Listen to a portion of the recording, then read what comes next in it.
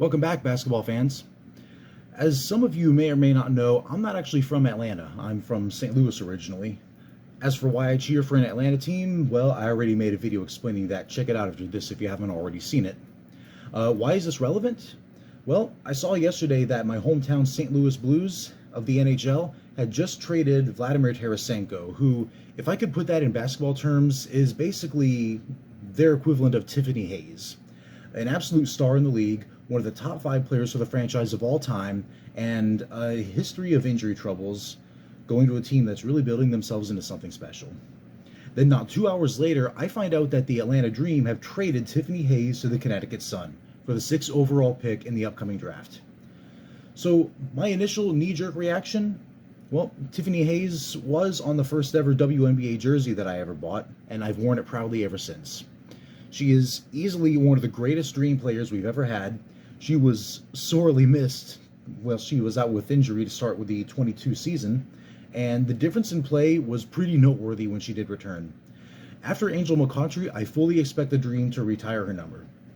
If you look at her resume, like so far anyway, she was an All-Rookie in 2012, an All-Star in 2017, All-WNBA First-Team honors in 2018, All-WNBA Defensive honors that very same season.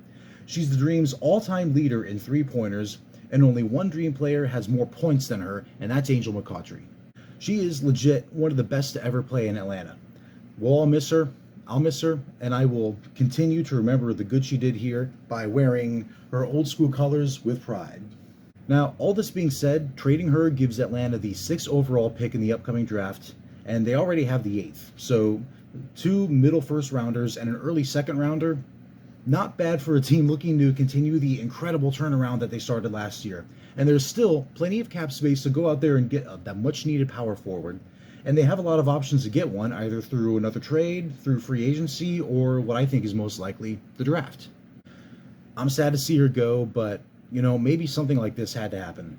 The Dream can't just stop making big moves because of one good season, and unfortunately, in any trade, you have to give up a good piece to get something to help continue, especially for a rebuilding team like Atlanta. And let's be honest, Hayes is definitely going to be a good fit in her old stomping grounds. And the youth movement in Atlanta, it's going to keep on rolling. The Connecticut Sun seem to have something of a youth movement of their own brewing this offseason, so Hayes' veteran leadership is definitely something they'll need. She can certainly win games for them, as long as she stays healthy, which is really the only downside to her. Remember, the last time she played a full season was 3 seasons ago. That's really the only downside to her game. Whether or not that'll continue remains to be seen. On the upside, she did play college at UConn and won 2 NCAA titles there, so having another Husky in the lineup will be a fantastic addition to a Connecticut team that could really use some good news right about now. That was a much shorter one than I usually do, but I think that about covers it here. I've said enough.